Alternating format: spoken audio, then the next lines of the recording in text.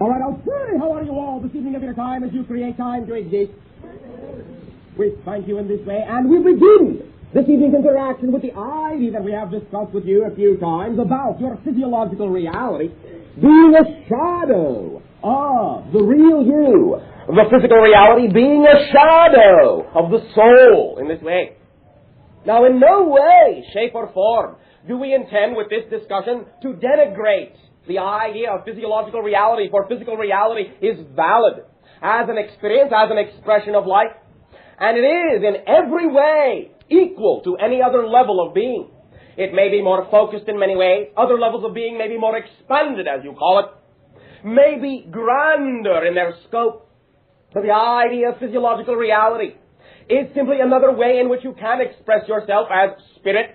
And the idea of your physical body is simply, once again, spirit, energy, coalesced into a particular frequency pattern, and in no way, shape, or form is meant to imply that physical reality is any less than any other level of existence upon which you already exist. And therefore, in this way, by the examples we will now give, no denigration is meant of physical reality. We are not, in a sense, making light of it. But we will remind you of something you are very familiar with. You know, and you have seen many times, and many of you have yourselves played this game, this idea of shining a light on one of your walls and raising your hands and making shadows upon the wall. And living out through the idea you call fantasy, the images and the shapes that are projected therein. In this way, as you play this game, you may use this as an analogy, as a reference, in the sense that the soul is doing much the same idea. It is, in a sense, using the light of creation. And it is allowing that light to pass through itself in such a way that upon the artificial screen it creates are projected the images, the shadows that you call physiological reality. Now the soul, from that level, from the level you are as a non-physical being, knows that this physical reality is simply the shadows. And in this way, it recognizes it as, and again, no denigration meant, as a game.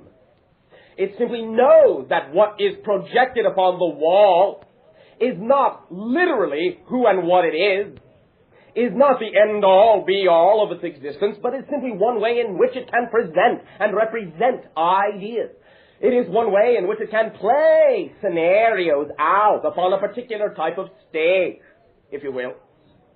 And just as the shadow seems flat, in a sense, to you, seems two-dimensional, in a sense, to you, at least the part you can see on the wall, you recognize that to the higher self, physical reality is also, in a sense, flat, in a sense, an illusion and a projection in that way. It contains, really, no substance.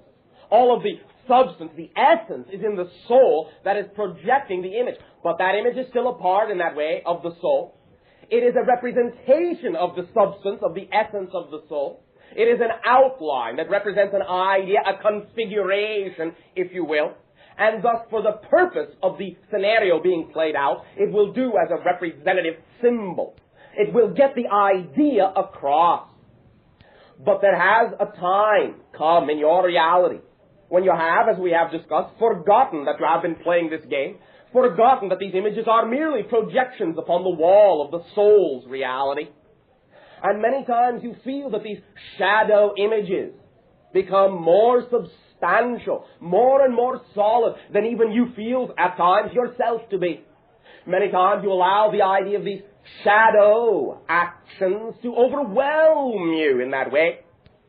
You think of these ideas as impenetrable. You see only the darkness of the shadow and think that there are many things hidden within, not realizing the true insubstantiality and flimsiness, if you will, of the shadow. It is only a projection of your minds, of your ideas, of your beliefs, of the things you think are real, the things you decide are true for you. And therefore, when you allow the idea of this shadow projection game to become something that happens not from you, but to you, seemingly from outside, seemingly not under your control, then many of you have allowed these shadows to take on your own illusionary forms. You give them more dimension, in a sense, than they truly have by themselves. And it is that added dimension of fear that gives them the substance and the solidity they seem to have many times. In this way, the fear is what makes the shadow overwhelming, but it is only an appearance. It is only something that you label the shadow to be. It is only the label of an actor in a play in that way. Fear. It is only a name. The idea in and of itself is no more intrinsically overwhelming than any other way to look at physical reality, any other idea you could label the shadow to be. Recognize, therefore, that many times all of the so-called suffering, all of the so-called struggling that you are doing in life is really nothing more than shadow boxing. You are, in this way, fainting with specters, with reflections in the mirror of your existence. They are no more substantial than you believe them to be, or want them to be. But while you are in that play, because you have decided to be one of the actors, then you will believe that it is real. You will play it out in that sense. And the play, the more you believe it is in that sense real, the only reality it will become, the less you will remember that you have the ability at any given time to step back from that stage and be in the audience watching yourself in that sense, recognizing it for the scenario that it is, for the play that it is, for the prop that it is. It is a prop, and it is a valuable prop. And you can learn much from watching a play. And you can understand much about yourself from participating in a play. But recognize, you are the author of the play. And at any given moment, you can decide what lines to say, what actions to write into that play. No one pulls the strings. You are not a marionette. You are not a puppet in that way. You have set the stage. You have ordered the props. You are the designer, you are the author, you are the producer, you are the director. You are all the actors and actresses. You are the stage itself. You are playing life within yourself, within the idea, within the universe that you are. In this way, therefore, allow yourself now to know that what is occurring in your play is that the house lights are coming on. You are lightening up. You are awakening, self-enlightenment. You are saying, all right, up with the lights, and now I can see that this has only been a play. Not that that invalidates it, for it has been a beautiful piece of art. But it is a play, and plays come and go. You can change now. The new play that will be on the stage that you are. A new show, a new opening. Opening night. That is the title of your tape. And so, as you now lift pen to paper, if you will, and begin to write the first act, allow yourself now to know that you are writing with the lights on, and you can see clearly the paper before you, and every word that is there will be in your penmanship.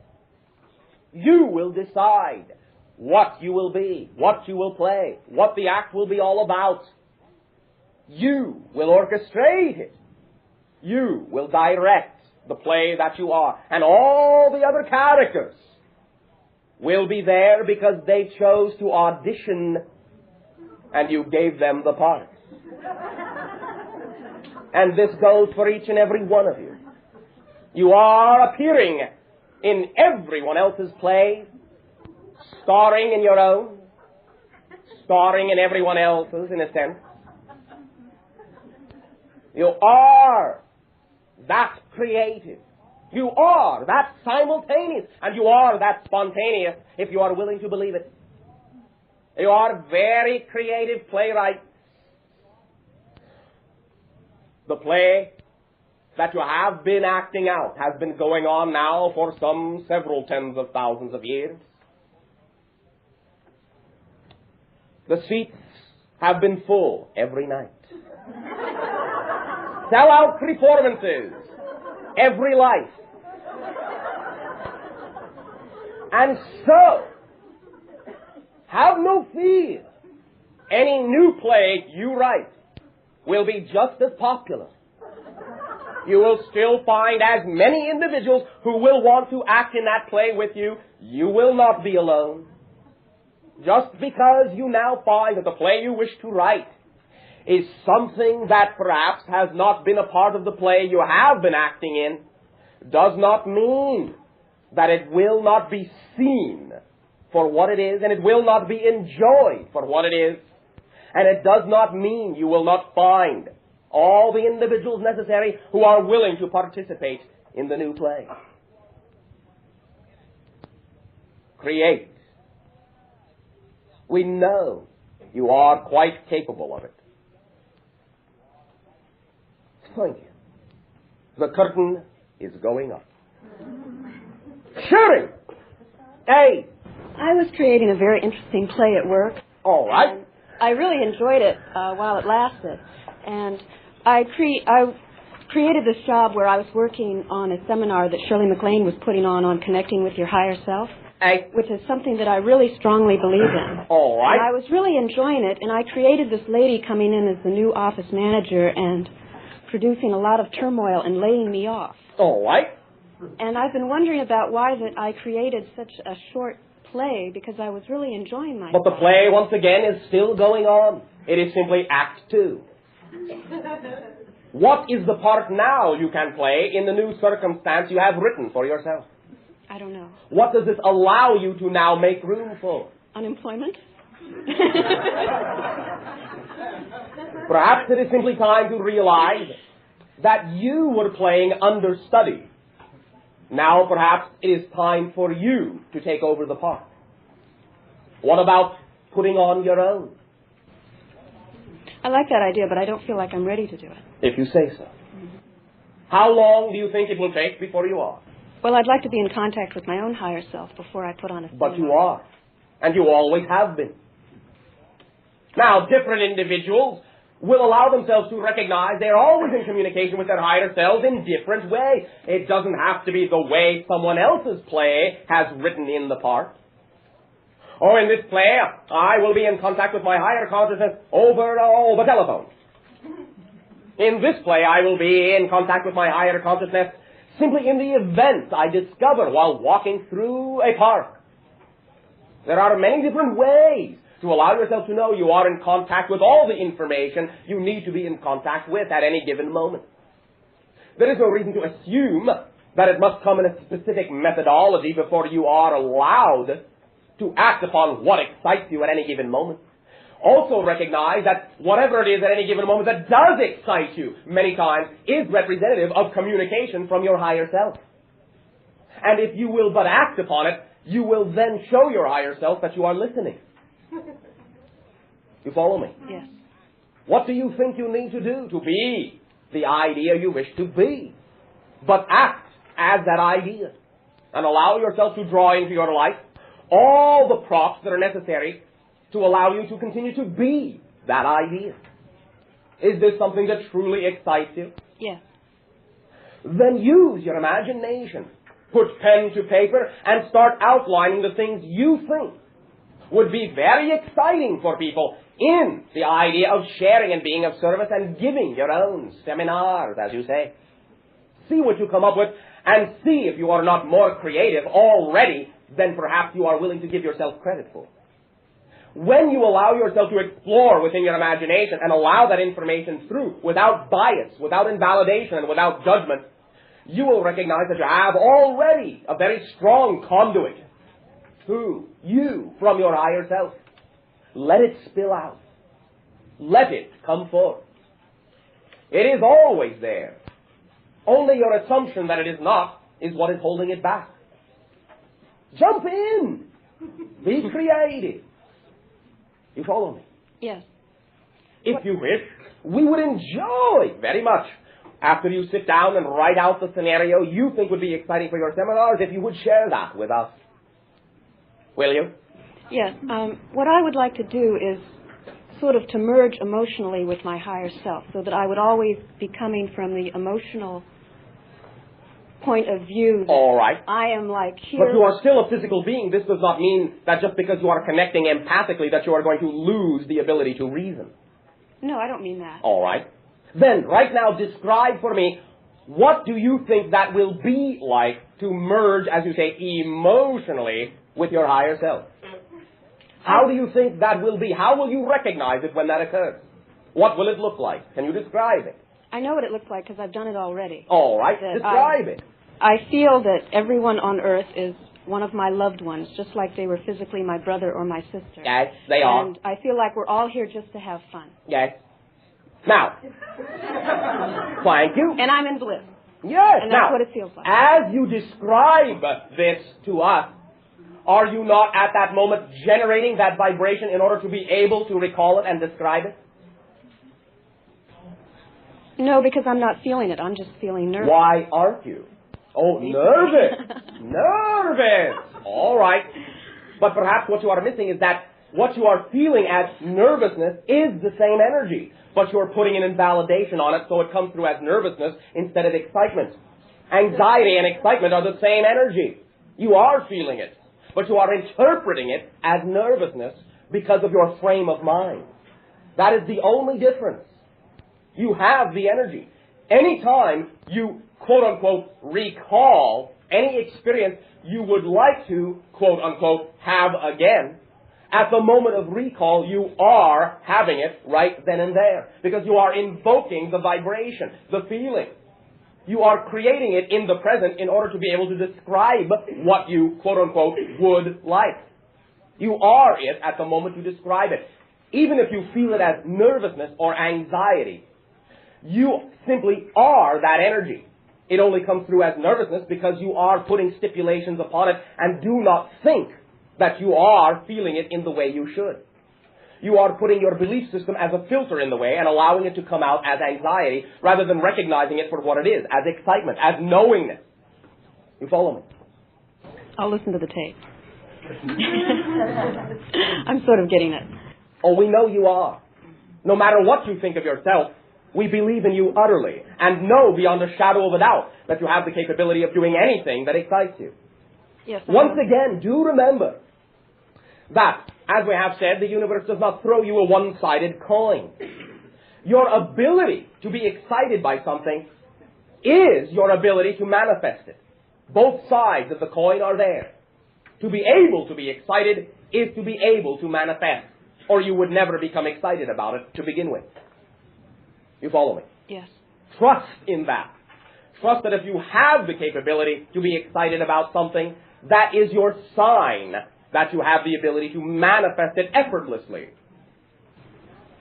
I'm also wondering, I would like to teach half of this seminar and then channel an entity who would teach the other half of the seminar. You go right ahead. Well, I have not been allowing myself to channel. But there are many ways to channel.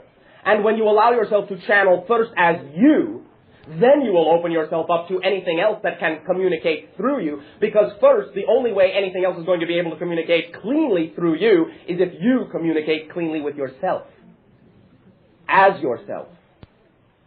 So be yourself and act upon the things that move you. And when any other consciousness sees you in the full joy of simply being who you are, they will know that you are open to other levels of communication as well.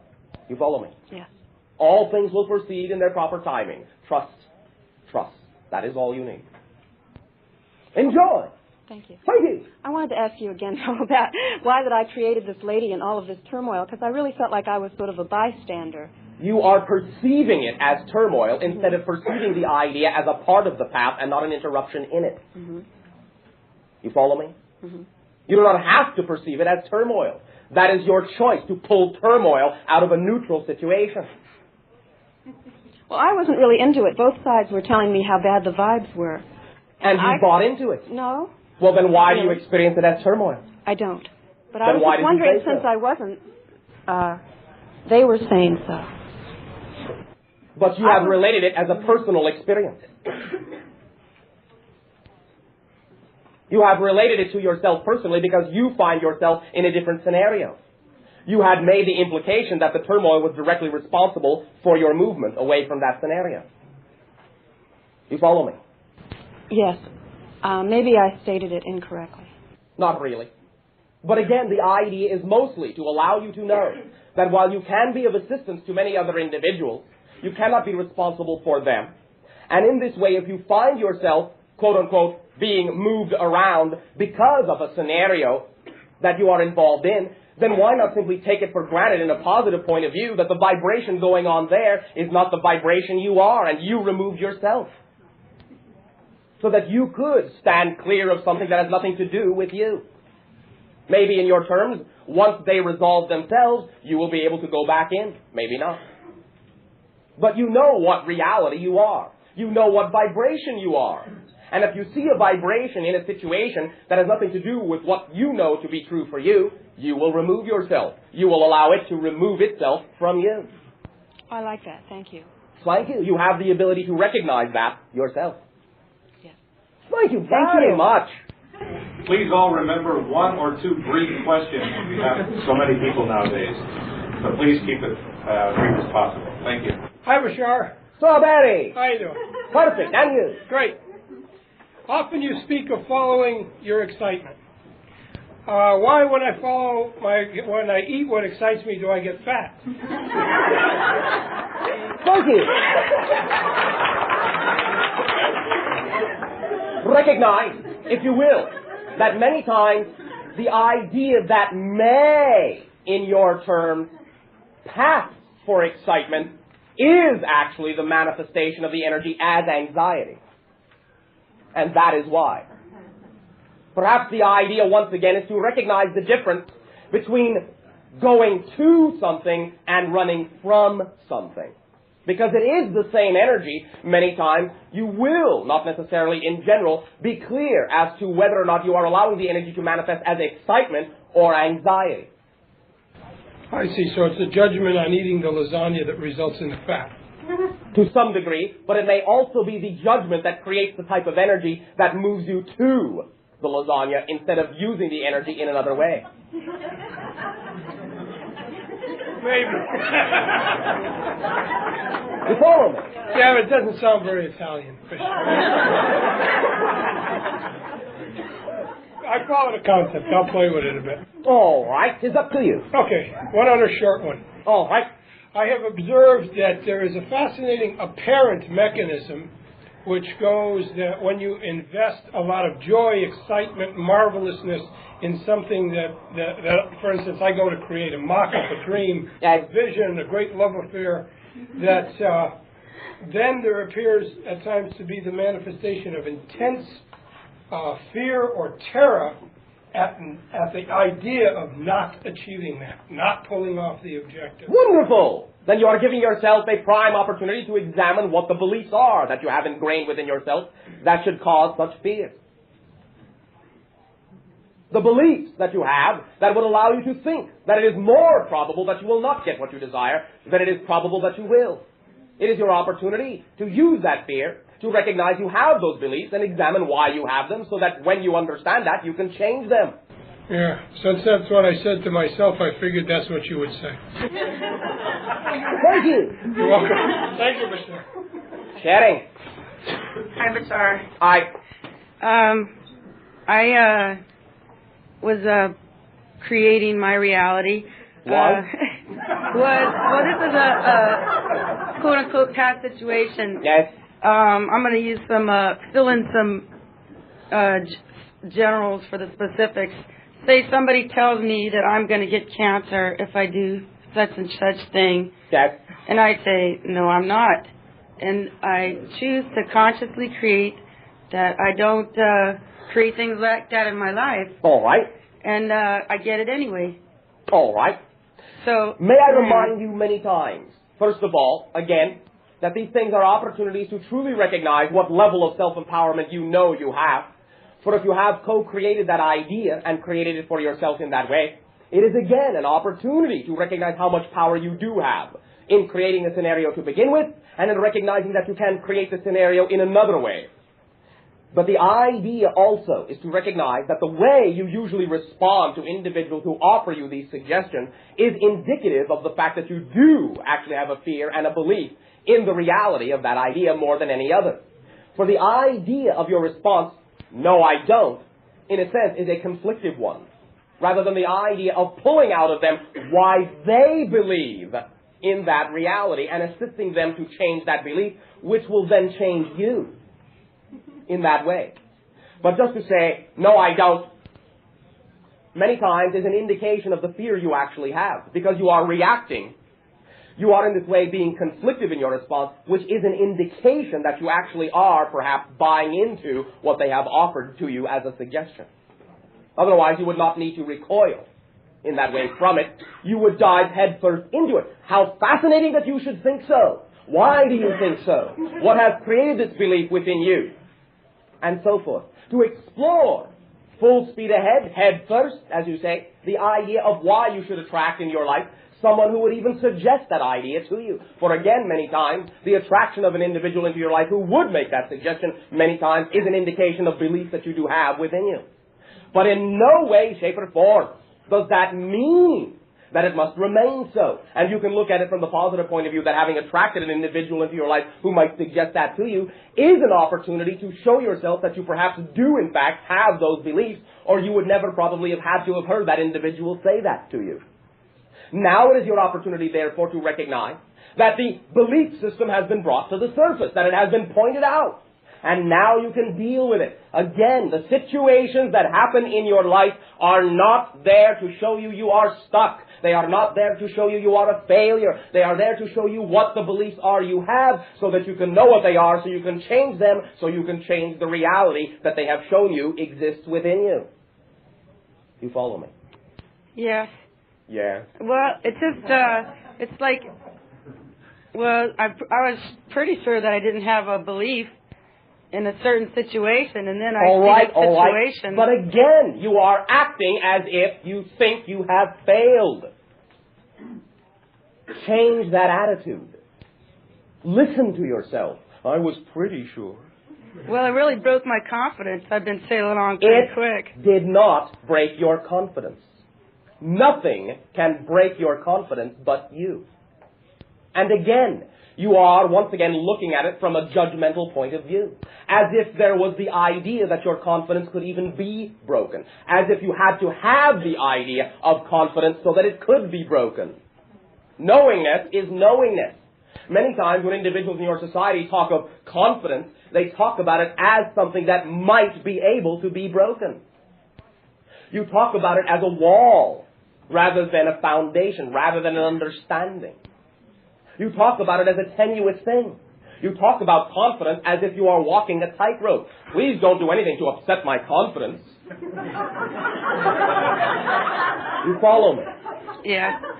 If you watch yourself, if you are watching for when situations might break your confidence, then in a sense all you are saying is that you really have never allowed yourself to simply know what is true for you. And this is an opportunity to recognize that that may be what you have been doing. So that you can dispense with the idea of needing to maintain confidence. But rather you can simply live your life in a knowing way. There is a difference, a profound difference between the two. Again, each and every one of these scenarios is yet another opportunity to realize how many layers of beliefs you have created for yourself. You are peeling yourself like the proverbial onion. You are discovering that you have wrapped yourself in thousands of cloaks. You think you are dealing many times with the foundational ideas, but yet again you discover that you have wrapped yourself with another illusion. And so you will always peel them away. Give yourself an opportunity to explore these ideas. Now, you have an opportunity to understand that you have been dealing in the idea of confidence as if it were something that someday might let you down, might break down, that you might not be able to hold it up. You were treating it as if it were something that you had to carry through life, that you had to watch out for every step. Otherwise there might be something out there lurking in the darkness, lurking in the shadows, that might pop out and someday break the confidence. Many times when you talk about confidence, that's the definition you give it. Now you have given yourself a prime example, a prime opportunity to realize that that is the definition you gave to confidence. So now you can change the idea. You can use this, like anything, as an opportunity. Recognize the universe, yourself, the idea of infinite creation. Never, ever, ever, ever is there a scenario created in your life that is too much for you to handle. Never.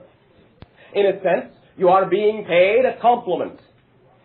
For in this way, the amount of the idea that you think you must now deal with is directly representative of the actual strength you have to deal with it. So lighten up. Lighten up. You can, if you are willing to, laugh it completely away. That sounds like a good way to do it. The curtain is going up. This will be a comedy.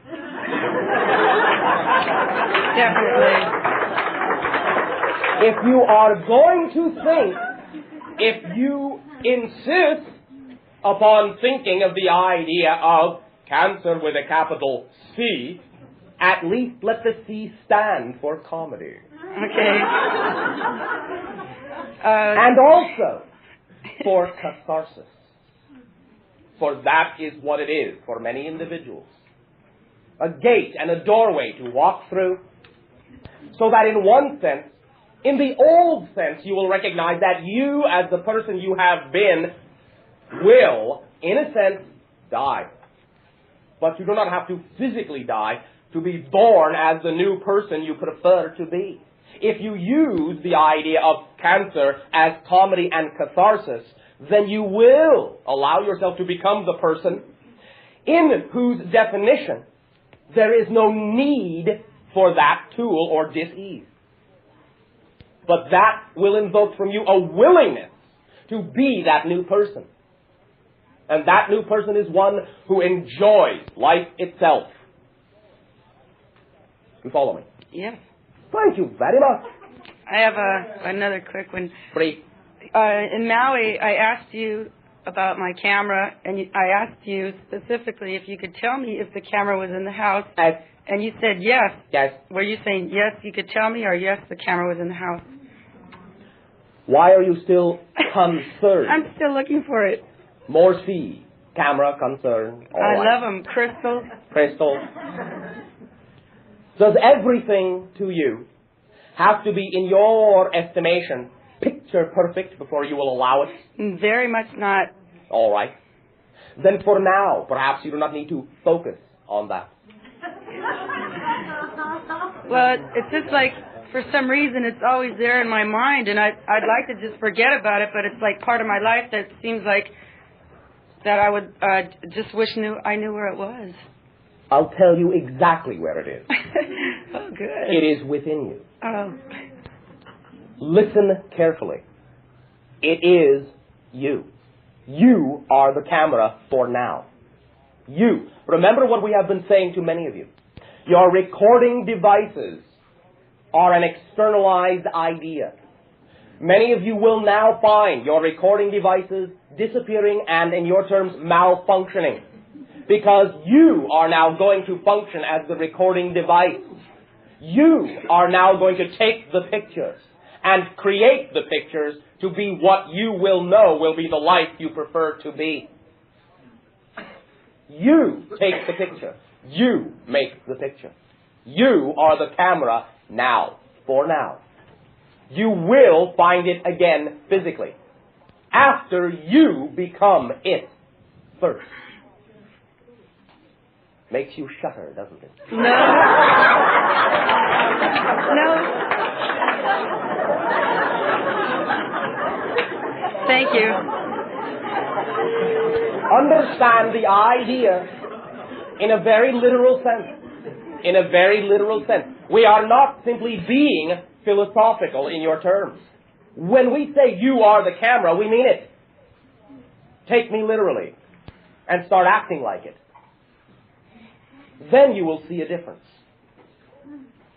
I like the way that sounds because a camera just like takes each second and holds each second.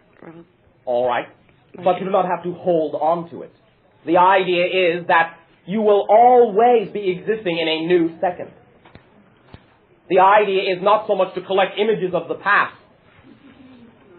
You follow me? I do. I just like to collect the images, even though I don't do anything with them. I just like collecting them. It is representative of an idea that you say you are attempting to change for now. Collecting Let another it seed. slide. Thank you. Thank you. Sherry! Hello, Bashar. Hello! Your humor is terrific. As is yours. Thank you. I have two questions. The first one is I've experienced considerable difficulty in getting a clear career direction, and would like some guidance in the matter. What excites you the most? That's the problem. I haven't found that. Problem. All right. Project. Let me ask you a question. Yes. Why are you here this evening of your time? Did it excite you to come here? Yes. Then it is as simple as that. What will you do when this conversation is ended? What will be the most exciting thing you can think of to do that you are capable of doing after you leave this interaction this evening of your time? Take it one step at a time. A career can be many different things. It doesn't have to be one thing. You are a malleable being. Change, being the only constant in creation, may be the type of career you will have, will be a multifaceted, multi-changing one. If you are focusing upon the idea, just because your society says that you should, of having one thing and one thing only that you can consider and call your career for life, then you may not be allowing yourself the degree of flexibility that will truly allow you to know that perhaps simply life itself is your career. I'll accept that. Second question. Speaking of our society, in our society, organized religion tends to condemn homosexuality. What are your comments in regard to a person being homosexual and the relationship to spiritual growth? All right. We will keep this brief since there already exists literature in the idea of our viewpoint upon this subject. Nothing is either, in your terms, right or wrong. But the idea has blossomed in your society for a very specific reason. And that is because for many tens of thousands of years, what you may refer to as the mainstream of your society has refused to accept and acknowledge that each and every individual has within them the capacity to blend the masculine and the feminine energies into one idea. In refusing to blend these ideas, in maintaining them as separate dichotomies, then many individuals simply took it upon themselves in being born into your society to attract lifestyles that would generate within them an obvious manifestation of the polarity energy within them, regardless of their physiology. This was at first meant to be a reflection to the mainstream of your society that each and every individual contains the potential of both energies, and that each and every individual, if they are willing to blend these energies together, will then function in a balanced way, not separating the idea of this is masculine, this is feminine, and forever shall they part. But the idea was not understood. More and more invalidation was heaped upon it, to the point now where it has blossomed in the idea of spreading the idea of what you call the diseases that now drop the barriers you have set up, forcing the mainstream of your society to interact and face themselves on all the different levels throughout time that they have refused to face. When individuals marry within themselves the masculine and feminine energies and blend these ideas, not because it is right or wrong, but simply because it will no longer be needed, homosexuality will simply not exist in your society. There will be love for all in an equal way. But the idea of an individual who chooses to be born as one sexual expression or another will simply manifest the balance in that way. Manifesting blending of male and female as a male, or manifesting blending of a male and female as a female. And will not need to reflect the dichotomy because there will be no need for that tool any longer. You follow me? Yes. Does that assist you? Yes, thank you very much. Thank you. Sure. Hi, Bashar. Hi. Someone I work with recently called in sick, and then I learned later on that they were in the hospital that had an aneurysm, a stroke. And apparently the doctors had given them no hope about it. Well, that is all right. Hope would not help them too much. Yeah, that's true. And when I heard about it, I wanted to go there and do all the healing and so on, and then I stopped myself and I said, wait a minute, let me get in touch with what was going on. And I sat down and I kind of got in touch with myself, and I believe him, and instead of going gung-ho and bringing tapes and all of this, I said, wait a minute, maybe he's going through something that I need to respect. All right, very good. And there are also many things you yourself can learn from it while that individual learns from it. yes, that's why I'm describing this and asking the question. I then went there, and his family was there, and we were all helping to heal him. And I've been doing some meditation, and he's now, he was in a coma for 3 days, and he's now going to survive. Very good. We thank you for utilizing His chosen way of allowing each and every one of you to blossom, of luring you into your higher selves. This was by the idea of an agreement to shock you, in a sense, into a different state, to focus you on the idea of the heart energy, to know that unconditional love is what will connect all of you and allow all purposes in life to be revealed. We thank you for using the scenario in a positive way and thereby generating the positive result. Thank you for your sharing and your observations. We thank you. Thank you. Shooting! Hi, Bashar. Hi. A very dear friend of mine just passed away from cancer last week. All right. She was 32, and she left a husband and 2 children. That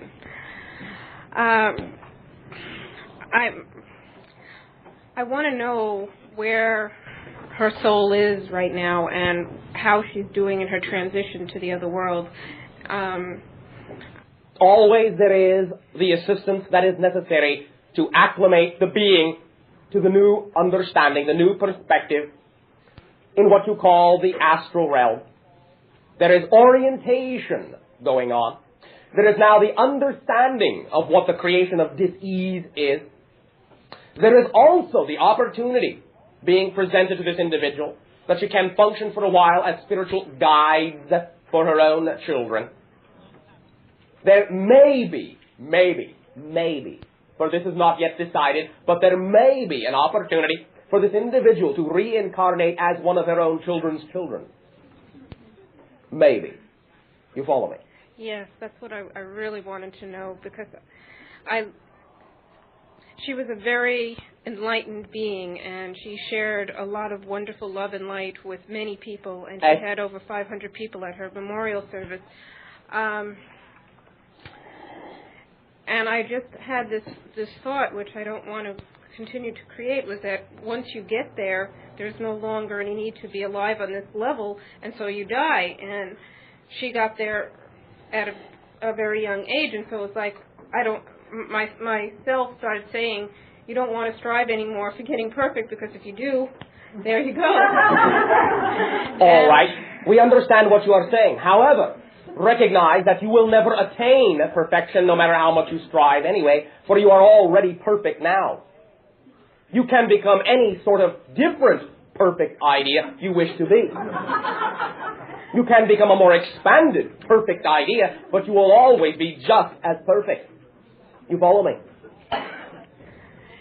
Yes, I guess that she just seemed to have everything together except her health. Understand there is a reason for the timing. That is not an indication of an imperfection. It is an indication of the timing that was necessary so that she could now be of assistance in another way. The idea was that she was accelerated to the point where then she could accelerate herself to another level to be of assistance in another way, in the way she agreed to be of assistance to those individuals still physical. She can now in many ways actually do the thing she agreed to do. If she had remained physical, she would not necessarily have been able to do so. Or of themselves, because they are stretching to reach her. You follow me? Yes. Everything functions within perfect timing. Everything. It was simply a convenient way to accelerate the idea of the physiological death. You follow me? Yes. And that's helping in my own grief over her loss. For as much as I know that she is now free of the pain that wrecked her physical body for so long, I have my own sadness for missing All right. You're missing her. Of course, recognize there is no loss, for she still exists. And she is still here and now, in her own dimensional way. And the idea that many individuals, in your terms, who do choose to accelerate themselves in life, not that they have to, but simply many of them have chosen, that if there is going to be any exploration of negativity, of pain, then many of them choose to accelerate it rapidly, so in a sense they will get it all out of the way. The next life this individual has, if she chooses to live again, will be one of complete and absolute ecstasy, for the time frame in which she'll be born will be very solidly within the next transformational age. You follow me? Yes. She has, in that brief spasm, if you will, of pain, completely accelerated herself beyond the complete old karmic cycle. She has lived in that brief spasm what other individuals may have chosen to experience as lesser negativity in many lifetimes. You follow me? Yes. And that was, for her, a measure of how powerful she knew she was. She is still that powerful and more. Feel her power, not the loss, because there is no loss. Feel the power that she knew she had to have created the scenario in that way, and you will be bathed in the idea of that being. And you will then allow that being to allow you to be bathed in your own energy of self-empowerment. Identify with the power that she is. You follow I sense that very much at her memorial service, her presence and all. Yes. Is she fourth or fifth dimensional now? Is it? Let us say fourth, basically. Fourth non-physical. For in that way, the fourth non-physical will be the level that maintains a connection to the earth plane, so it can still be of assistance in many different ways. Fifth density would usually take that being beyond the realm of the earth plane. For now, she is, in your terms, hanging around to be of assistance and guidance. Thank you. Thank you very much, Bashar. Sharing. Good evening, Bashar. Good evening. Or good day, from my point of view. All right. I have two questions. All right. One I came with and one arose from your opening remarks. All right. I'd like to ask about that first. When you gave us the analogy of the pictures on the wall, is that in fact what the Egyptians were telling us with their two-dimensional paintings? And if so, how does that relate to their pyramid? Very good. To some degree, yes, they were. The stylized art form was an understanding that the physical form is very much like a shadow in that way. To the higher self, it is very two-dimensional. The pyramid in that way was their tool for accessing that higher self, for aligning the vibrations that they were so that they could in fact realize that the physical dimension you think of as very solid was in fact simply an illusion, simply a shadow. In being in many of the chambers within those pyramids, they allow themselves to exit the body and get the perspective that gave them the understanding of the physical reality's shadowness. You follow me? Yes. It was the fourth dimensional tool that allowed them to understand the third dimension, in a sense, in a two-dimensional way. You follow me? No, I fell off. The pyramid is a fourth density tool. They projected themselves into the fourth dimension, and therefore their perspective of the third dimension lost its solidity. Okay. Many times, individuals, when you are, in your terms, walking down your street, and you all of a sudden, for your own reasons and your own timing, snap into that awareness and that alignment, have not many of you felt that the physical dimension around you all of a sudden was very flat?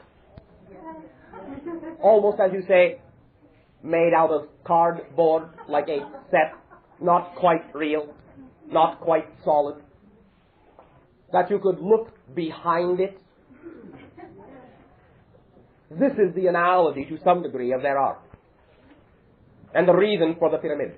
It is a magnet. It is a lens for the electro and ethereal-magnetic field of your world. When you allow that lens to focus that energy into your vibrational auric field, it will then imprint in your auric field the idea of that pattern that will allow you to expand and blossom into the more expanded higher self. You follow me? Yes. Does that assist you? Thank you. Thank you very much. Gary. I have one other question. All right. In our continuing efforts to explore our relationship with our brothers the dolphins, Yes. we have discovered an unusual boy who in 2 weeks will be the youngest college graduate in the history of the United States. He'll be 10 years old. They tell me that his IQ is in excess of 200. They can't really measure it.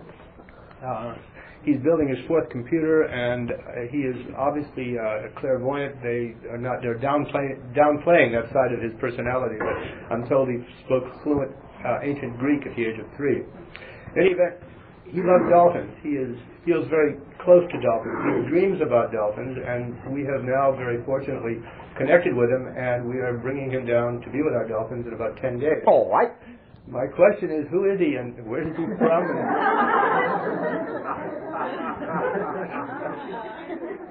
This is, again, as we have said, one of the many individuals, as most of the idea of the children of your age now are, who are forgetting less of themselves and remembering more. Because this is the transformational age. This ability is equal to all of you. Any of you can express this ability, this recognition. It is simply that this child has allowed himself to be born into your world and has not forgotten as much of who he is collectively. You follow me? Yes. There are many connections that can be made, all of which in a sense will be arbitrary. There are connections to other levels, other realms, other civilization. For now, you do not really need them. But the idea can be that in showing this child what you will call a double tetrahedron, one facing up, one facing down, and allow this child to function in the notion of triad, then this child may be able to begin to explain the understandings of how consciousness itself fits into what you colloquially call your scientific equations, particularly regarding what you call your artificially intelligent computers. All right? What the child will be learning also from the dolphin is how to allow computers to become empathic. Now, let us remind you once again, as we have recently done for other individuals upon your world, that you usually think of telepathy as a primarily mental process. We have discussed the understanding that, of course, telepathy is emotionally activated. Therefore, let us put once again into fruition the idea of coining a new word and recognizing that the more precise definition of what you colloquially call telepathy is actually telempathy. This is what the child is exhibiting. The acute ability to completely identify with and as any concept with whom this child interacts.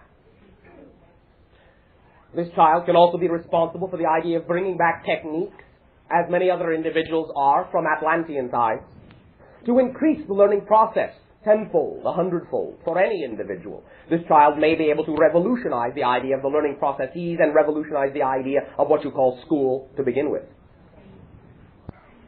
You follow me? That's what he said. Yes. That was his. Enjoy. Simply treat the child as a reflection of yourself as well. Do not place the child above you in that sense, for the child only reflects the understanding without forgetfulness of what you all are capable of doing. Not that you have to express it in that way. If the child is going to, in fact, revolutionize computers as we know them, which I believe, and we've discussed before that the dolphins are, in fact, a collective 31-million-year-old computer, okay, and that each and every dolphin on the planet is a station to that computer, is a key to it. If this child can break through and interpret, then it really is an extraordinary event, isn't it?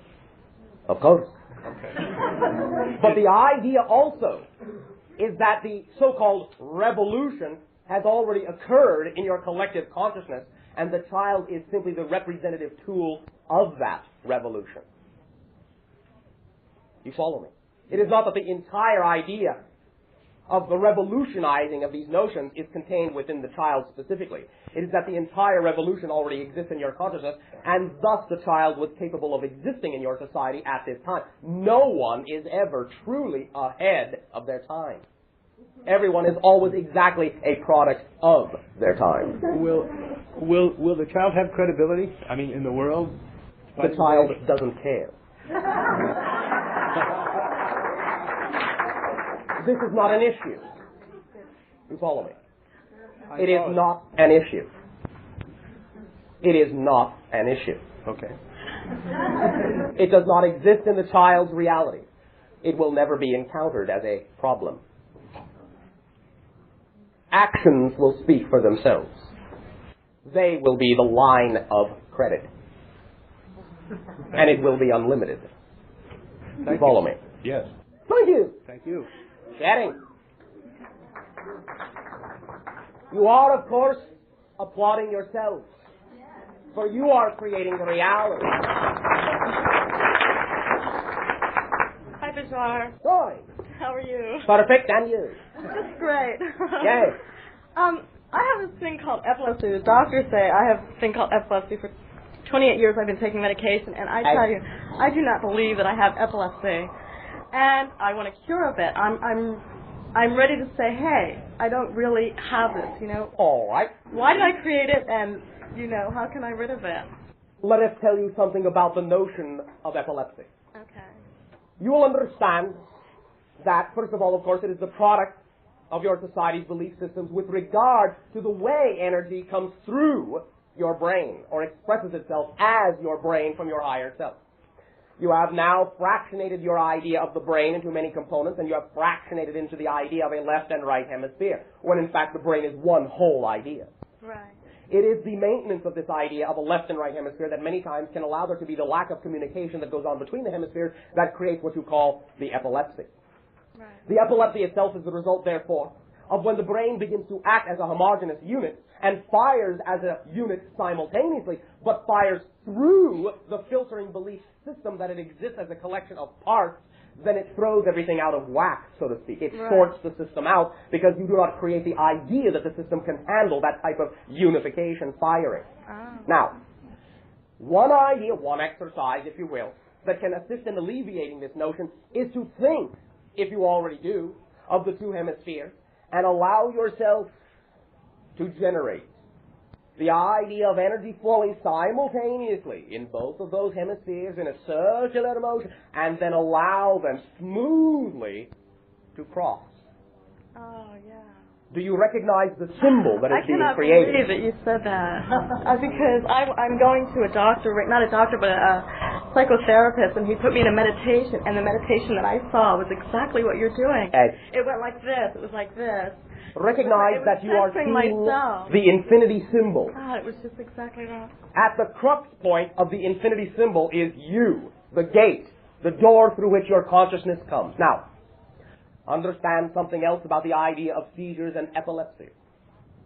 Many, the vast majority, again because of the belief systems of the society, of individuals who have become what you call very obvious channels in this life, including the physical channel before you, have, during their life, experienced some sort of shock to the head, seizure, or epileptic attack. Well, I was telling my friend tonight that I would really like to be a channeler myself. Is that a possibility? Oh, yes. Easily, huh? Oh, yes. Oh, God. You understand the idea is that the epileptic shock takes you all at once out of all of the preconceived notions you have bought into in your society. Right. You are a completely fluctuating being, commodity. Sounds great. You are a completely randomized factor.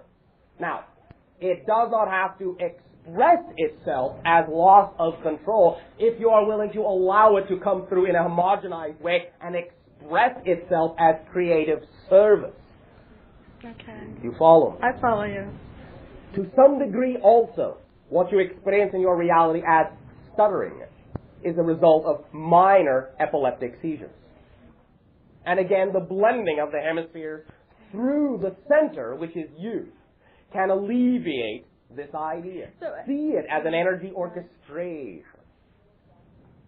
Feel yourself to be one homogeneous energy, not a collection of parts. Right. When you are one homogeneous energy, then you will not necessarily think that all the parts are difficult to allow them to communicate fluidly with each other. Right. You will not have to feel that you are juggling many different things. You will not have to feel that you have to coordinate many diversified ideas. Okay. You will function as a conduit. And can I just how to do this is just like close my eyes and go into my mind and just like visualize what you're saying right now. Just visualize it in your mind. And breathe Deep slowly, deeply. Does this mean I could stop taking medication the whole? You will know when you no longer need that tool. Okay. I thank you very much. I thank you for your willingness. Hello again, Bashar. Hello. Boy, are you getting popular. Hard to get up here.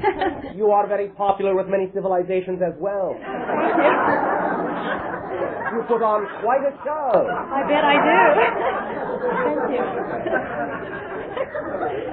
First of all, I want to tell you how grateful I am for these sharings, and my love to all of you. Our love to you and our appreciation for your willingness to co-create these interactions. Before I wanted to ask a reflection on a prop that seems to reappear in my life quite frequently. All right. This last Christmas, unbeknownst to one moment. Before you continue, hear what you have said. It may be a prop that reappears, but that has nothing to do with the meaning behind the prop, which always can change. Right. All right. It's the symbology I'm interested in. That is your doing. Continue. Okay. This last Christmas, the first two presents I opened were both hummingbirds. Ah. There was a little crystal hummingbird that you hang in the window, and then there was a wooden one. Do you remember what we have said about the symbol of the hummingbird? I wanted to ask you that again. It represents your higher accelerated consciousness. For recognize that the hummingbird exists at a highly accelerated rate of perception. To the hummingbird, you appear to be moving like this.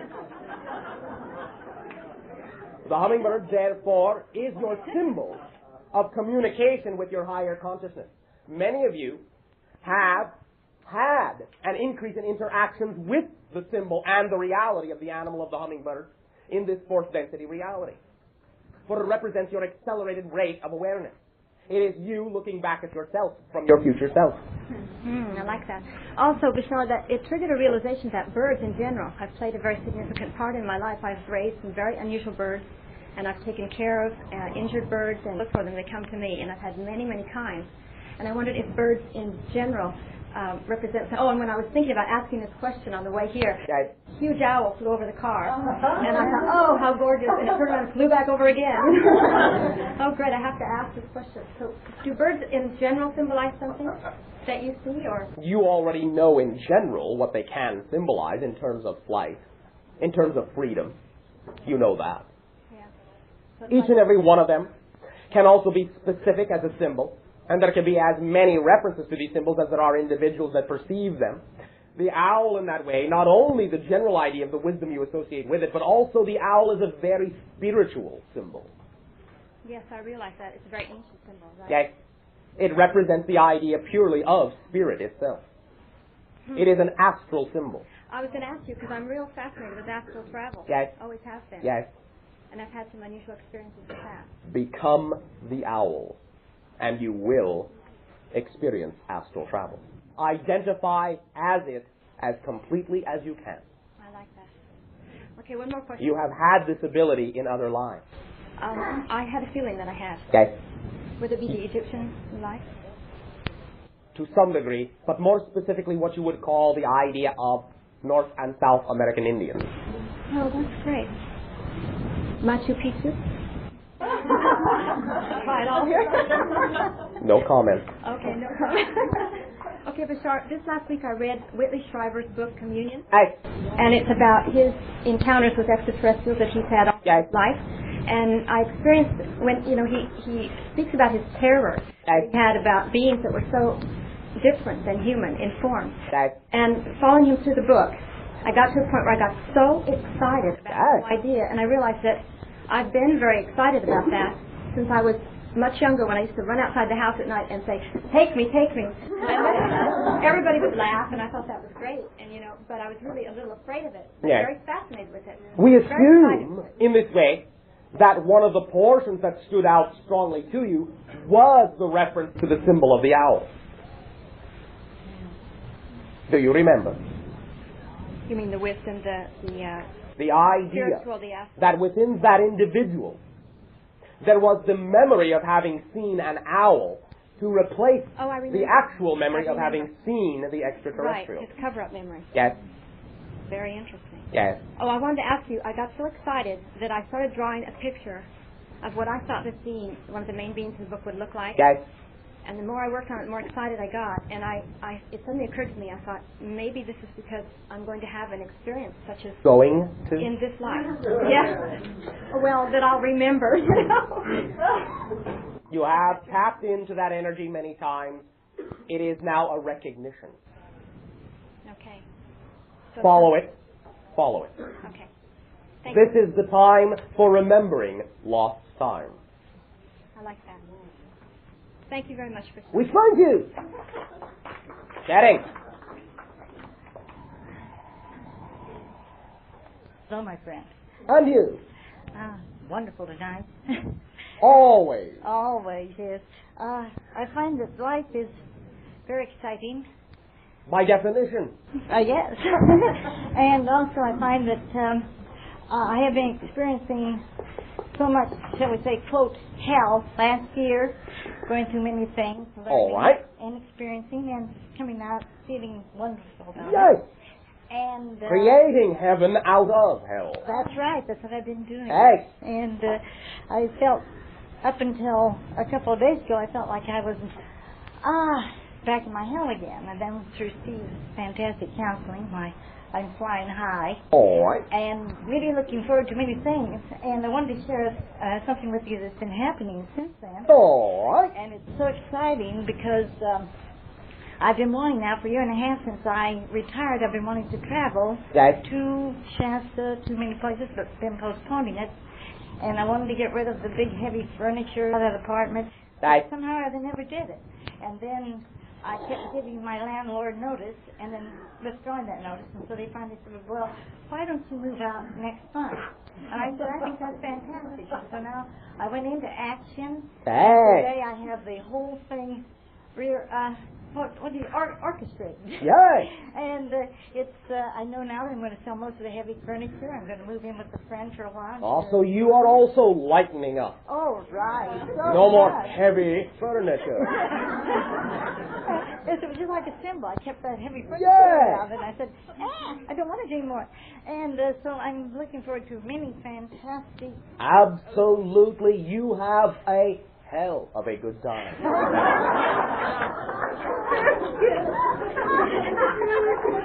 And another thing I wanted to ask and to have all the people here blend their energy if they wish to, and that is that they have decided now through the government decided to shoot a bunch of the mountain lions, open them up for hunting. And tomorrow at Long Beach there's going to be a big meeting to try to get this, or to stop this. And I thought if we would all just put our energies there, whether we're there or someplace else, I know that I, for one, don't want to see those beautiful animals killed. All right. Use your unconditional love. This is not a conflict. Mm-hmm. This is an opportunity to express a reflection of the true natural grace and power that animal represents. Right. Teach and show these individuals that they are symbols of their own natural grace and power, and that all killing in that sense is actually suicide of a portion of themselves. Teach them to learn they can identify. Teach them to learn they can learn much from those beings, those reflections, those guides, those animals, that they can become those mountain lions. Thank you. We thank you. You may all at this time take a short break.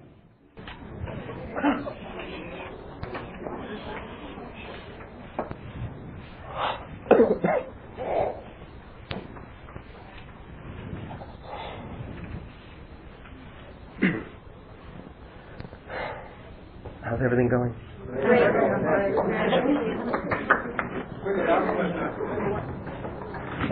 All right, we will say, proceed. Thank you. My name is Terry. All right. You shared an experience with us in which you took responsibility once for another person's actions, and in order to balance this act, which occurred in the now, you went back into one of your past lives, presumably in an alternate time track, and produced a disease. Now, if you create your own universe, if you create your own reality, if the universe reflects whatever belief system you have, why didn't you change your reality or belief system such that the issue of integrity or the balancing of actions did not enter? Now, if you could not do that, it must be that there must be some absolute cosmic laws which must be adhered to. If that's the case, then believing in your own reality is limited to adhering to these cosmic laws, or at least within the boundaries of those laws. So, are there any absolutes in the universe? If there are, what are they? If there are not any absolutes in the universe, all right, thank you. Then why did you adopt that belief system? Thank you. Recognize, first of all, that the so-called absolutes for all universes is but one, the fact that you exist. Now, each and every universe can create its own apparent absolutes to some degree. And by that particular rule, by those particular rules of that particular game, then there are generally agreed upon absolutes that will generally be followed. And in abiding by those, you will then maintain the balance of the energy within the total game that you are playing. That is also dissolvable, but only when you extract yourself from that universal absolute that you have agreed to create. They are not absolute absolutes, but they will appear to be just as solid as a so-called absolute, as long as you agree in general to abide by them. Within the universe in which I exist, I agree to abide by the notion of the balancing in that way. That there were scenarios in my past life wherein the playing out of certain positive and or negative ideas was, quote-unquote, acceptable then.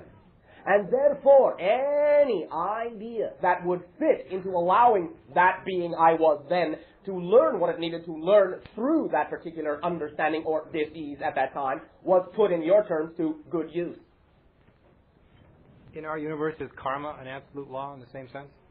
No, except in the sense that it is only a representation of a momentum. Karma, in that way, is completely self-imposed. The idea, the methodologies, so to speak, of the karma are completely self-imposed. The so-called absolute within the universal game is simply that it will represent a momentum, a balance, a carry-through of an idea once initiated. How it carries through and how it balances out can occur in many different ways. You follow me? Yes. The karmic absolute is simply that the energy, once initiated, will carry through as a momentum. But how that plays itself out will depend upon the reasoning within any given life that requires that manifestation and can use that manifestation to learn something from. In other words, the generation of that balance point that I created was usable in one of my past lives. So I allowed it to stand in that way, knowing that that past life had the belief systems that would generate that type of reality, and therefore it could use that type of reality to learn that it did not need to create that type of reality anymore.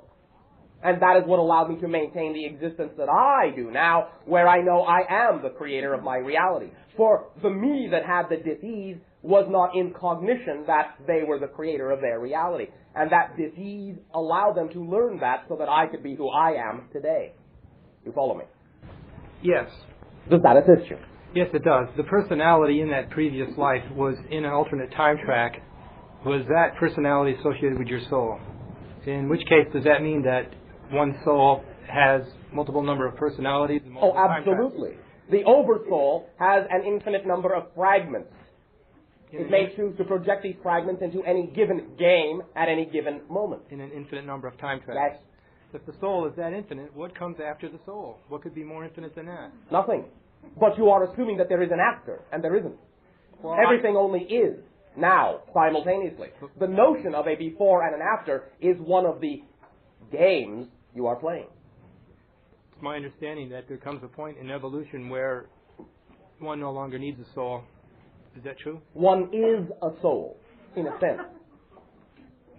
You may no longer need particular manifestations of the spirit that you are, of the soul that you are, but in a sense a soul is what you are. Although there may be many different definitions to that, many of which might be semantically arbitrary. Your meaning of a soul and a fifth density being's meaning of a soul might be pointing to two different fluctuations or representations of energy. You follow me? Thank you. Thank you. You are simply consciousness, if you will. You will always be that, in whatever way you choose to manifest yourself. Thank you. Thank you. Shooting. Hi, Bashar. Hi. Exactly 2 Saturdays ago, while Barnett and I were sleeping at the beach, my imagination tells me it was about 3 a.m. He awoke abruptly and woke me up immediately. And in the picture window right over the ocean... Yes. You saw another picture window. Yes. And in that window, there was a very bright light that either was getting closer or brighter, dome-shaped, all white lights, very bright, and around the circumference of the center dome were little white lights. Okay. We stared at it, I'd say, for about 30 seconds, and then all of a sudden, to the left of the dome-shaped light, there was a flash in the sky in the shape of a perfect square that was huge. Hey. As if, and I felt, a picture was just being taken. A picture window. Yes. Okay. From your window through their window. From their window through your window. Window to window. Interface to interface. Facet to facet. Doorway to doorway. It was a gate. An energy gate. Would you be willing to tell? Serious. Okay. And how I read the energy at this time is that we will have more opportunities to go through that gate again. Oh, yes. Okay. Thank you. Thank you very much. Thank you. Chatting. Hi, Bashar. Hi. I have one question and one sharing. All right. Both are sharing. Both are sharing. One is in a question format. A couple of months ago when I started learning how to channel, I was experiencing a lot of gratitude for the relationship that I had with the entities that I channeled. In addition to that, I was experiencing a lot of gratitude for all of the entities who are channeling through beings on the planet. And my personal experience at that time was like, why are entities choosing to channel? And I woke up in the middle of the night after having an experience, and I think it wasn't a dream. It was like I was on your ship, and you were expressing to me your deep gratitude and excitement and love, enormous love, for all of those individuals involved in both the channeling process and those individuals who have chosen to receive information from entities who are coming through. And I wanted to thank you for that experience because it had profound impact on my own channeling. And you are the most profound impact upon your own channeling. But thank you. Again. Thank you. Then I also wanted to ask you, the entity that I channel, his name is Uttar, and he is presently on the planet Essassani. Yes. And although the name is not that, since you know that Bashar is not my name. Right. We do not have names in that sense. Right. My understanding of the name Uttar is that it means, relatively, it means communication and blending. Okay. In a very ancient aspect of our dialect, it means lightning bolt or lightning rod. Oh, wow. That's amazing because that's a powerful symbol in my own life. It's a symbol I use for manifesting a lot. Yes. That is why the name was chosen. What a coincidence. Yes. In any event, a lot of the communication between myself and Bashar is not, to me, perceivable in language per se. What I do is I receive or I perceive the whole concept. Right, concept. Yes. And at first this was rather difficult for me, but I'm adjusting to that. Yes. And one of the things that I do get a lot of images. Oh, yes. For example, I see blue hills all the time, and at the base of the blue hills, it appears to be like a lake or an ocean.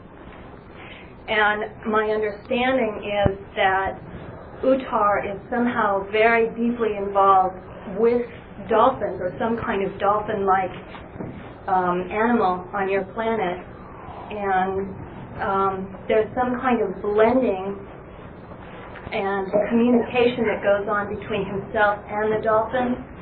And I was wondering if they are your dolphins. They are. But they are on our world. So that we can use them as a model to also assist in the understanding of the blending of the dolphin consciousness with your human consciousness upon your planet. So in other words, your planet has essentially teleported or something those dolphins up there? Yes.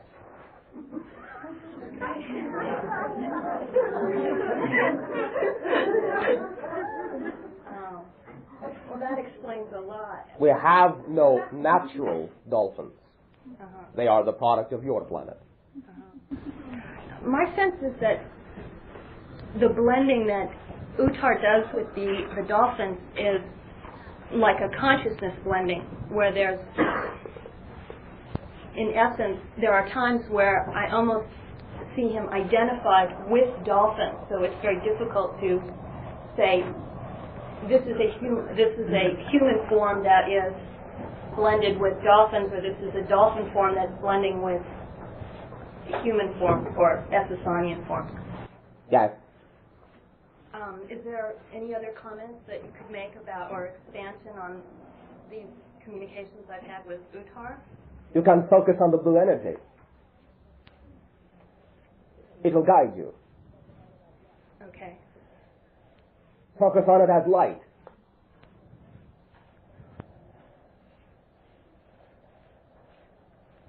In any particular shape or form? As the beam, as the bolt from the blue. Thank you very much. You are welcome, daughter, sister. Thank you. Sure. I was doing nothing.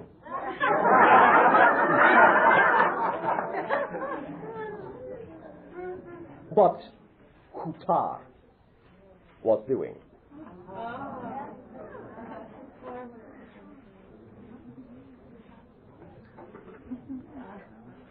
Be lightning, be lightning, be lightning. Yes. Thank you. Two things I'm excited by in life for many years. One is my pursuit of yoga, and the other is music. Have you caught it yet? Yeah. Just kidding.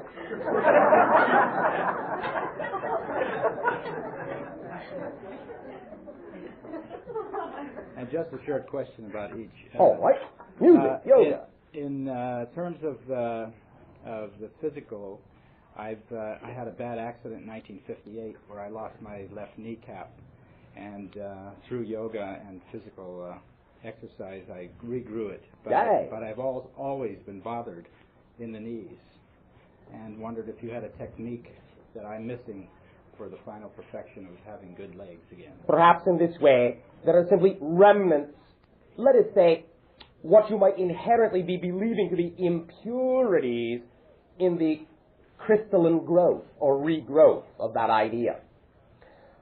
Allow yourself to dissolve yourself down again. Dissolve in your imagination, in your meditative state, while you are breathing very deeply and rhythmically, to think of the idea of your knee as being in a crucible, and see great heat of your intention melt the idea down again into liquid.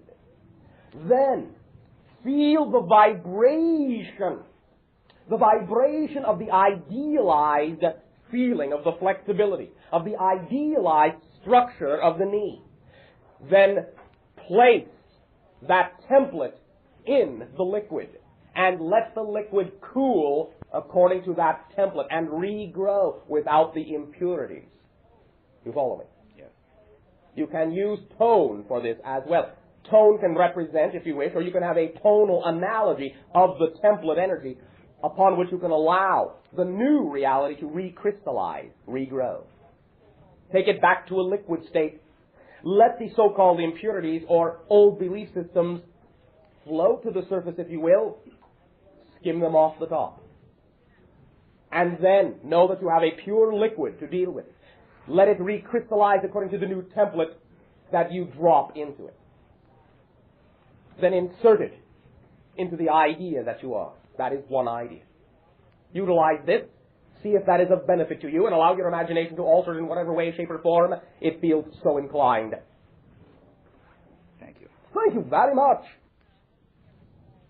I've always wanted to have a fantastic memory, and it's never been there.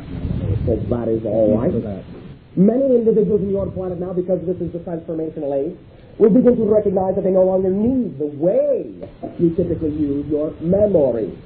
For the idea is that as soon as you are living completely in the moment, you will know what you need to know when you need to know it, according to whatever idea you are truly, fully being at that moment, whether you have ever known it before or not. So memory, begin to treat it as a thing of the present, not a thing of the past. And in terms of retention?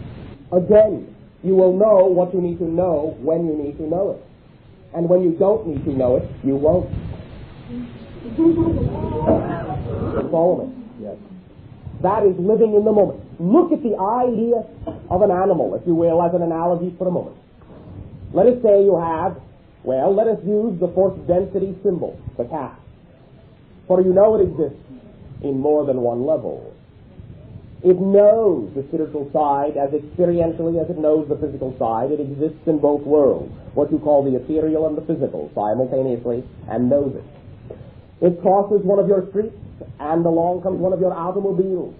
The cat avoids it, runs across, goes under a fence or over a fence, and surveys the yard beyond the fence and jumps into the yard. Now, for the cat, the avoidance of the idea of the automobile is at that moment the total absorption it is in.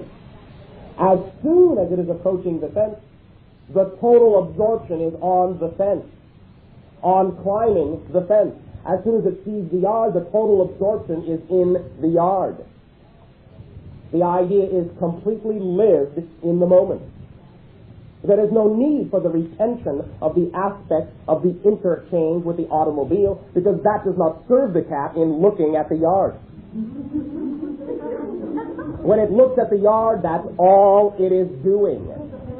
Doing everything it needs to do to look at the yard. If there is an aspect of the interchange it had with the automobile that will serve it in allowing it to look at the yard more completely, then that aspect will be there in its knowledge. But it will not be memory in the same way you think of as memory. It will be absolute understanding, knowing in that moment what the animal needs to know to be what it is and what it needs to do at that moment.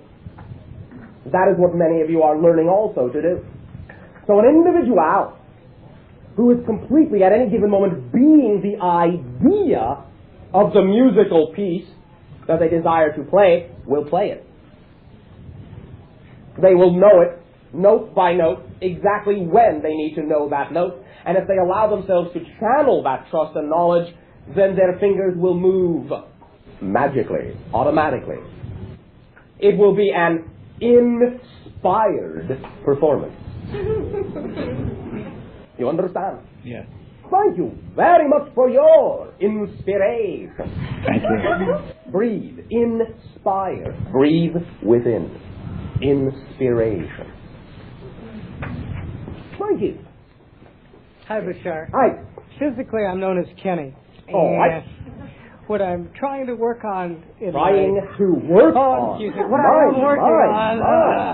Working on. Well, I hate... Words are certainly limiting, aren't they? All right. What are you being right now? I am being an astral projection, and I want to bring that into from my higher consciousness into my physical life at will, where I can remember it all the time, go back and forth as I please, and carry it with me. And have you attracted into your life many of the ideas that other individuals have experienced as techniques that seem to work for them, and see if any of those work for you? Yes. And? I feel some success. I would like to become, I shall become proficient at it very soon. All right. May I ask you a question? Yes. Why? I'd like to experience it, live it, and share it. All right. What are you experiencing, living, and sharing now as a physical being? The beauty of our life here on this planet as we are in our form. All right. The way we can help each other, heal each other, share our experiences to make us grow, to remove all the poison around us today, and be perfect beings here. Poison? Poison. Our poison society that is our sick, ill, and wrong. Society, sickened, sick, ill, wrong, wrong, dying. I want no part of that, and I want. You want no part of it. Yeah. So you are saying you wish the astral idea to run away from something you chose to be born into? No, I just want to make it better if possible. Allow it to, not make it. Allow it. Know, first of all, that there are many different versions of your society already in existence. Allow yourself to act as a reflective example of the vibration that already represents the society that in your terms is not poison, not sick, not wrong. These are all value judgments. You, if you are not that reality, will not experience any effect from a society that is choosing to be that reality. I feel I'm not that part. I know I'm not that part. But yet, every day, by reading the newspaper, by watching the news, by experiencing the media that is thrown at us. So you are seeing how other individuals are choosing to believe their reality exists. Yes, and I don't like that in any way, shape, or form needs to rub off on you. It doesn't, but I'd like to help change that completely. You can. Now, we would suggest, not tell you, but simply suggest, that the more willing you are to be of service physically, the more capable you will be of expanding non-physically as well.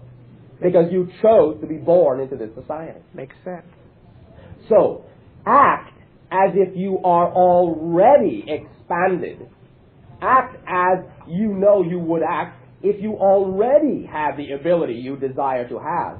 Act that way physically. Act how you would act physically if you had that ability, and then you will be the being that has that ability. Because you will know you chose to be where you are, to be of service in your own unique way.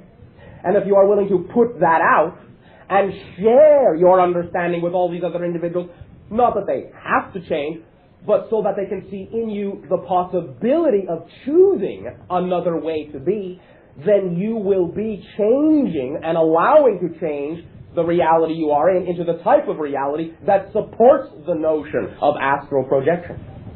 That's very good. I like that. Uplift your society by being an uplifting example. Will be uplifted. That's all I want to do. Then be of service in whatever way, shape, or form excites you the most. And we will thank you for having that amount of impact for every individual. Makes a difference in the ability of the total whole to choose more and more what reality they prefer. but it must be on all levels if you are truly seeking equality. The physical reality is no less valid than the spiritual, no less valid than the astral. This is also a dream, your physical reality. It is really no more real than the astral reality. They are equal, different expressions, but equal. Be a shining example of the vibration you prefer so that others can see in you the opportunity to choose that for themselves if they prefer to. Pleasant dreams. It's been done already. It is. Thank you. Thank you. Hello. Hello. My question is, my brother got killed in a car accident when he was 14. All right. 15 years ago. And I would just like to know where his soul is. 8 years ago, reincarnated. Will I meet him in this lifetime? Possible. Probable. A symbol, a representative symbol, a signal of who it is may be the animal you call a raven or a crow. He was reincarnated as a bird? No.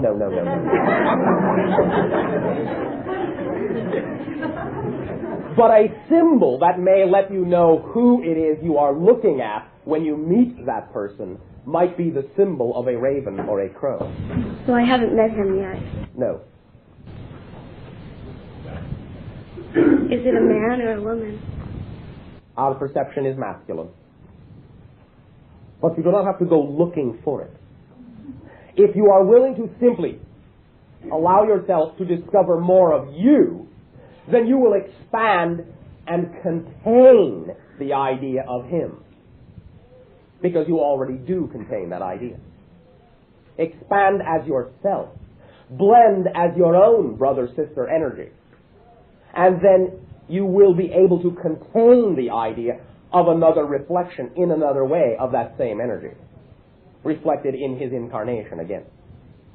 You follow me? Yes, I do. The idea is not to search outside yourself. And not even necessarily to think you have to search inside yourself. The idea is to be both of those energies. You are that blended energy. You have pirouetted and revolved and danced around each other many times.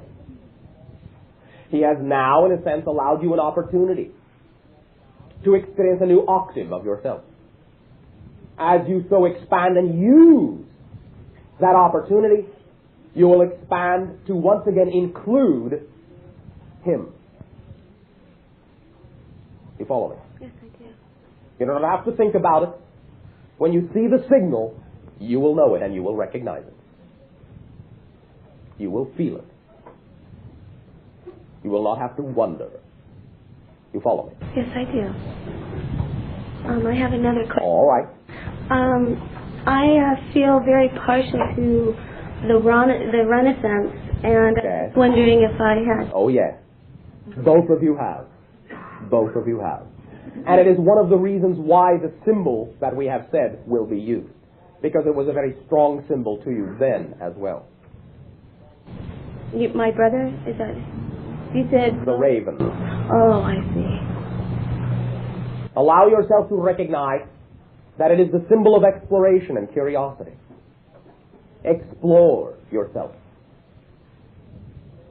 Become your own Renaissance.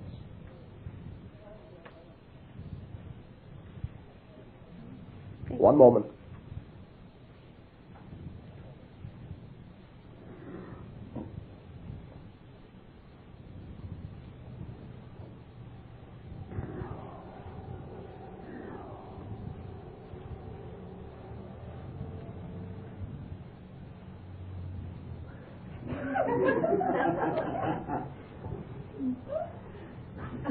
What, in your terms, was the manner of the physical death?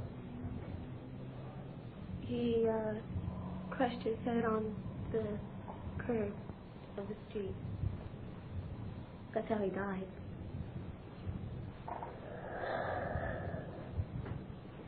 In what area of your world?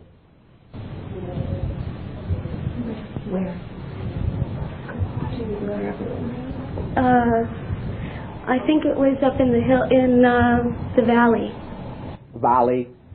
Los Angeles.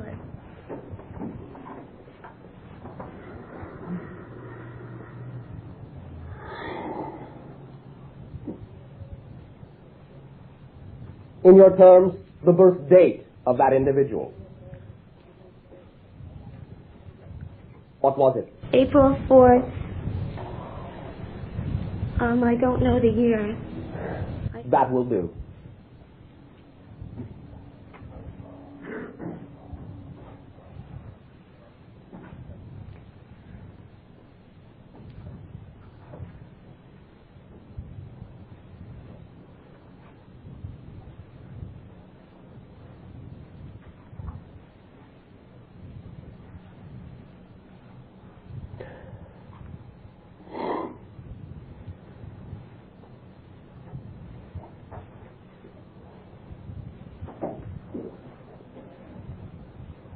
There is much that will unfold in your understanding and your connections.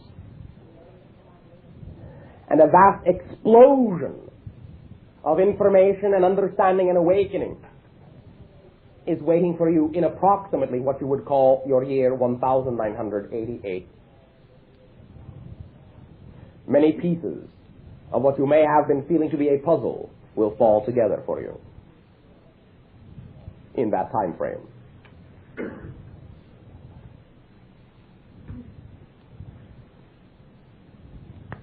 Enjoy. Thank you. Thank you. Sherry. Hi, Bashar. Hi. How are you doing? Perfect, and you? Very perfect, thank you. Very perfect. I first have a very quick question, and then I have a very grand question. All right. Time's up. Oh, gosh. The very quick question is, have you ever enjoyed a lifetime on planet Earth? One, the Yes. channel before you. Aha. For simply the purpose of creating a model through which we could interact to understand your society. I see. And I'm glad you did, too. I'm glad So you took am the time. The other question I have is, in my truth, I perceive that there is a creative, intelligent force that some may refer to as God. Yes. Godhead, the God force, Yes. whatever. All that is infinite creation. Exactly. Yes. Now, Yes, it is. as far as... Boy, you can't get away with murder around here. My question is that, well, in my truth, I also perceive that at one point there were no souls and there was a creative force that created, and there was a pouring out of all men's and creatures' souls. Well, in a sense, although to us that is somewhat of an analogy in symbolic terms. Okay. Since you are now implying the idea of a beginning, which is a linear time concept. Right. But continue. Okay. Well, you're straightening me out here already. Well, it will do as an analogy. Okay. My question is, why? Why not?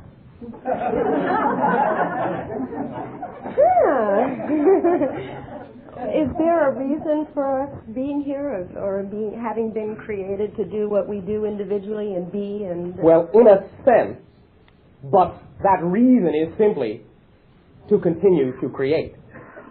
To be the creation in constant motion.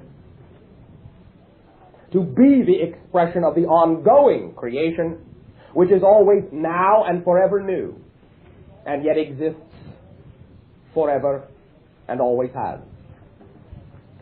But let us put it in more linear terms as well. You are looking for a purpose to creation. Why does it exist to begin with? But recognize that the notion of purpose was created by infinite creation. That which has existed before the idea of purpose was created does not need a purpose to exist. It exists because it does. What is, and always will be. Purpose is created within creation, but creation simply is what it is. We understand that may or may not have much reasonable meaning in your society, but there is not really the terminology that exists. Existence simply exists. Everything is now, simultaneous, one existence, one whole idea, expressing itself in all the multidimensional simultaneous ways that it can because it can. Period. And so it does. Therefore, let me just see if I understand what you're saying. All right. Does that mean that there is maybe no separate or dissociated force or energy that we would refer to here as God, and that in essence the collective consciousness of creation it is both. Is God. Yes. The idea of God, as you say, is that which recognizes itself as a singular identity. It can recognize itself as a singular identity, but it also simultaneously recognizes itself as the combination of all identities it has created itself to be. Yes, it is both. Mm-hmm. It is always the polarity, both. Does that assist you? Yes, it does. I have one other quick question, all right. If I may. I'm sorry, there's a lot of people. No apology necessary. I'm just curious. I've asked another channeler or another entity this question, and what was your dying or transitional experience like out of a physical body? Mine? Yes. I am still physical. I am not in the form you understand as spirit. What you are perceiving is a telepathic communication. I still have a physical incorporation. Ah. But I am transitional fourth-fifth density. My entire society is about to no longer need physical expression of any kind. Ah.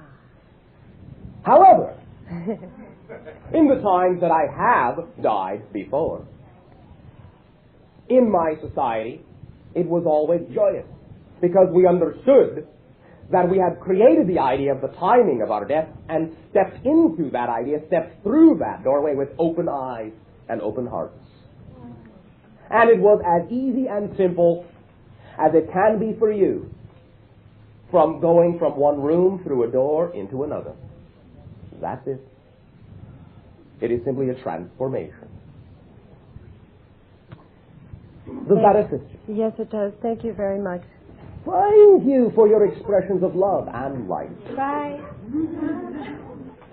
There will be but a brief period of your time frame remaining for these interactions. Continue. Good evening, Bashar. Good day. I have two short questions. All right. First of all, I had a very interesting dream about dolphins, in which there was a large ceremony that the dolphins were going to finally speak to the people of Earth in such a way that we could understand what they were saying. So you received advanced bulletins? Yes, I did. Now, do you understand that the dream is representative of the type of communication you were dreaming about? Somewhat. All right. That's what I'm asking you about. Yes. Anyway, in the dream... well, maybe the question is answered, but I'll finish. In the dream, I was taken by my newlywed husband to this place where the dolphins were going to speak, and all the news stations were there, ABC, NBC. It was quite hilarious. But anyway, I was standing in the crowd, and the newscaster went to interview the dolphin, and the dolphin wouldn't say anything. And then all the dolphins had this little meeting, and then they ran over and they were saying, we'll only talk to her, and they were pointing to me. All right. What does that dream mean? It means that you can be of great assistance, if you wish, in co-creating the understanding of communication between the dolphin consciousness and your own humanity. It means you have a desire to do so, and you can be very proficient at it. I like that. If it excites you, go and do it. I will, definitely. The communication will basically be, again, telepathic. not necessarily literally vocal. You follow me? understand. Thank you. Okay, one more quick Yes. question. I had a son 19 years ago that I gave up for adoption, and I've tried to locate him.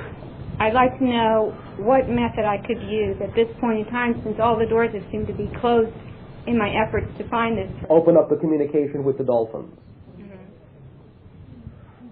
When you are more familiar with them, you may find that you will run into this individual again and not even recognize who it is, because there may be a similar penchant in this individual eventually. I see. Thank you. One moment. That particular individual was also of a very strong Orion connection and adopted into an Orion family, in a sense. And much needed to be worked out between them. You were to be willing to be the vehicle in that way that would allow that individual to come into the earth physical frame at the timing that was appropriate, because no one else was available. So again, the idea is that the dolphins were pointing to your willingness to be of service in that way. It is a habit with you. Go and enjoy, and you will open many doors through which the unexpected will walk. All right? Shine like a beacon so that others may see you. Then they will locate you. Well, thank you. Oh, thank you. Oh, by the way, when you speak to the dolphins, say hi.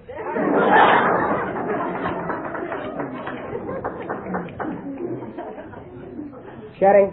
Hello, Bashar. Hello.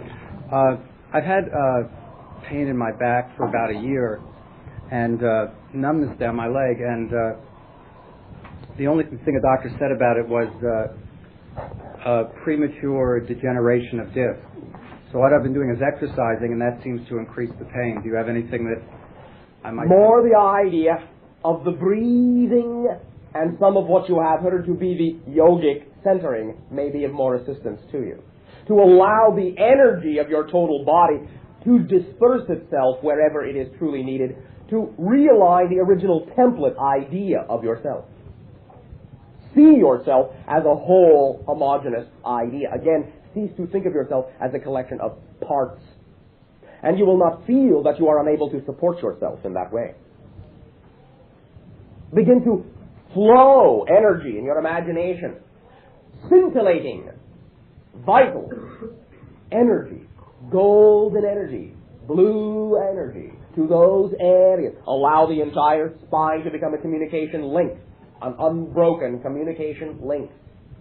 Be willing in your meditation to breathe and energize, oxygenate yourself in that way. Supply your body with the energy. It will know how to use it if you let it, rather than feel like you have to force it to do so.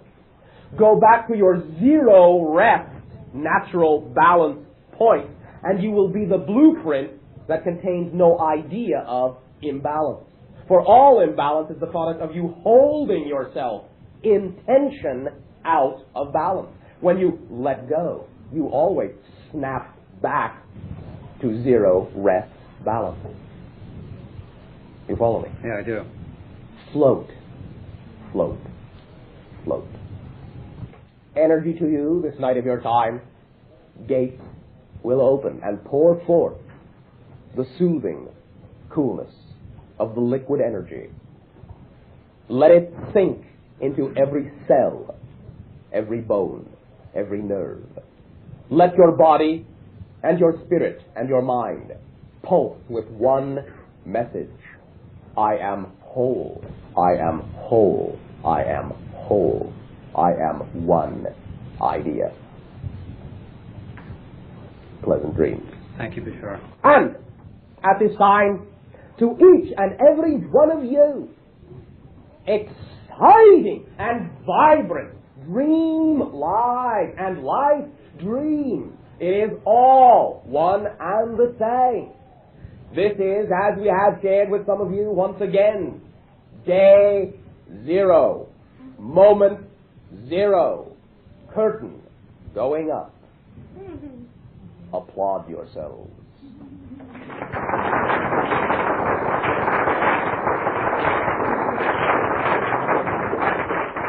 You always have in us and the members of the association that you are becoming at one with a willing audience and co-authorship. We thank you for allowing us the experience of the gift of the beings that you are.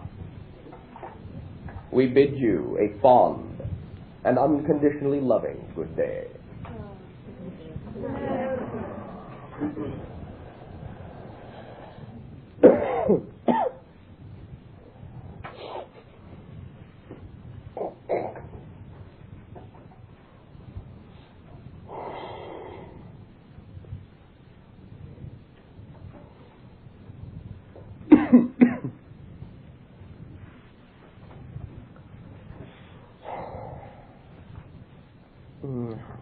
How'd it go?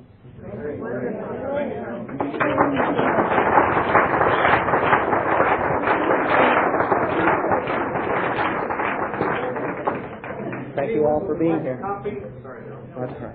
Anyone who would like a copy of tonight's tape, you can have it tonight. We've got the first already saved.